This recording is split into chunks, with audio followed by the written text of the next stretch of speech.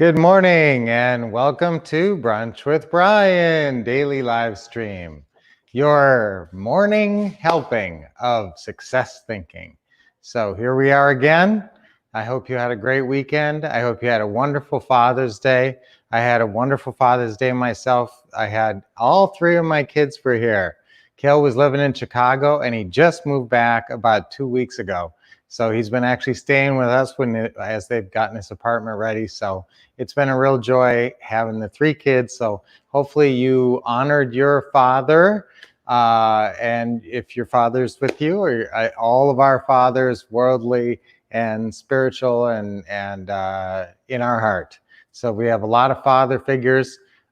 Even my dad isn't with us, and neither is Lynette's any longer, but you have people who are sort of like father figures to you, and I hope that you connected with them and made your well wishes known. So it was a great weekend. Start with a smile, guys, as always on Brunch with Brian. We always have 30 seconds of smiling. Okay, so do that. Everybody, you got a smile on. This is all about participation. We're together in this. And so we share this wonderful time, this super positive time every morning. And we smile because smiling is the free way to focused positiveness.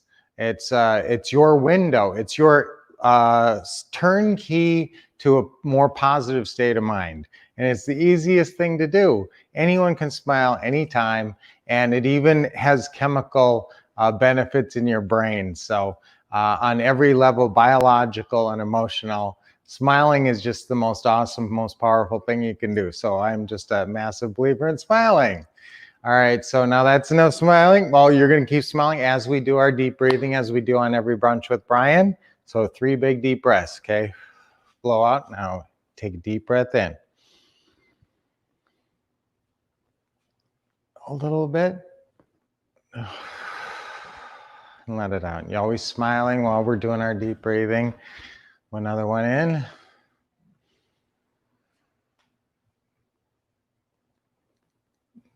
Hold it. And let it go. And now when we let it go, letting all negativity, any tension in your body go. We always like to do shoulder and neck rolls at least. Sometimes we'll do some more stretching. It's always good to stretch your lower back. That's always a good one. But whenever we're doing our deep breathing, always do your shoulder rolls. Loosen up your shoulders and your neck, because that's where most of us hold so much of our attention, especially if you're hunched over a computer or a screen. You know, one thing you can do is try to improve your posture. Try to sit up a little bit more upright, or set up your workstation more ergonomically, where you don't have that hunched over, because that really adds to your neck tension. So you can always do a little self-massage, which we love to promote, and that really can make a big you feel emotionally and physically. So I love that. Special things of the day. It's a special day. It's National Chocolate Eclair Day and National Onion Ring Day. So if you want to be unhealthy, gives you a couple of reasons to be.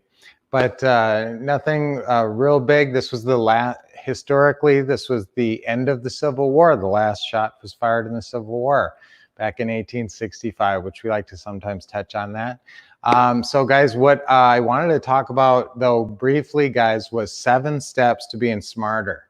All right, now this is what we're probably going to do for our Teaching Tuesday tomorrow. As you know, we do Teaching Tuesdays every week, and that's 7 p.m. Eastern time, 4 p.m. Pacific time, and that's an hour-long session with a conference call where we do intense teaching.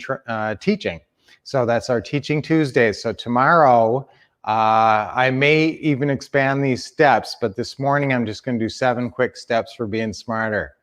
So what's the value of being smarter? You have better results. Frankly, you get better results. If you approach something intelligently and you prosecute the subject and do well with your execution, then that's how you're going to find success. And so much of it is being smarter. So much of it is learning from past mistakes. So it's not that you're perfect and you're so smart that you're brilliant and everything you say is perfect and brilliant. It's the ability to make a mistake, to try new things, because you're always going to be trying new things. If you're not trying new things, then you're just doing the same thing that you always did. Now, if you're getting great results with what you did, that's great. But most of us want to expand and learn new things and become larger, better people. And so as you forage out and try these new things, you're obviously going to stumble sometimes. You're learning, okay? And so I always think of being smart, and that's kind of a trademark thing for me. And, you know, Global Publishing and Ron LeGrand did a big roast of the Wolff couple in 2018, actually. And one of the big tease lines was, Lynette says, "Oh, you're so smart," and "Oh, Brian's so smart," and they would laugh about it. Okay, so that's kind of a signature thing for me. But it's not, you know, I didn't start out smart in every subject. So let's look at these 7 steps to being smarter. And I'm just going to go through them quick, and we'll probably cover them more in Teaching Tuesdays. So number 1, pick a subject. Okay, so how to be smarter. If you're taking notes, okay, how to be smarter. Pick a subject you want to be smarter at. Now, some people consider me to be a fairly intelligent guy, but there's things I don't know anything about car repair. So I am a dummy if you want to ask me about car repair. I do not really. Actually, I kind of joke about that, but I used to replace my own starter. Now I guess I'm dumb because of all the computerization on car repair. But back in the day, I actually got under my car in 20-degree below temperatures in Minnesota and pulled the starter out of my car. So I've done some car repairs, but in the long run right now, I don't know about cars. Okay, I can, you know, change the oil or do a couple things, but, you know, basically I'm a dummy in some areas. So you got to pick a subject. That's your first thing. Pick a subject you want to be smart at. Number 2, expect success. You know, that's my motto. If you've been around us at all for the last 20 years, expect success is my motto. So expect to be smart. Expect to be smart in this subject that you've chosen. Become the expert. Expect to become an expert. Okay, so number 3 is research. And this is the wonderful thing about the world now is we have the internet. I actually used to go to the library. I mean, can you imagine actually going traipsing to a library? Okay, that doesn't happen anymore. You just pull up, you know, you Google it. And so there's so much information on Wikipedia, everything else where you can, Wikipedia is obviously a source everybody goes to, which is, you know, good, but a real basic. But there's a lot of research you can do on whatever subject. And obviously a lot of you guys are interested in learning about real estate investing. So this is a subject you want to be smarter and smarter and smarter at. Okay, so step 3 is do as much research as you can. Now I want you to research 2 things. Research the subject to get to know more about what you're talking about, but also research who is a mentor, a potential mentor, and understands that subject matter. Okay, because step 4 is connect with a mentor. Once you've done your research, and you can do a lot of research and sometimes you can apply a lot of it, but that mentor just accelerates your success exponentially. So connect with a mentor is the next step. Then step number 5 is take notes. And seriously, your mentor's going to tell you stuff, plus all this research you're doing. I'm assuming all these steps, the research and the mentor connection, you're taking great notes throughout that whole process, because that's how you really learn, is you take great notes constantly. Actually, I should temper that, because that's not really how you learn. How you learn is reviewing the notes, studying and reviewing the notes. So that's the next step. So step 6 is review and study the notes that you've been taking. How do you get smart? You focus on a subject and you just read about it and keep immersing yourself in it. So if you are researching it and you have connected with a mentor and you're taking great notes, and that's a big secret of my success, guys. I'll say half of my success is because I was a great note taker. So you take great notes, but you don't just stick them in a drawer. You review and study the notes, step 6. And what's step 7, guys? Apply the notes.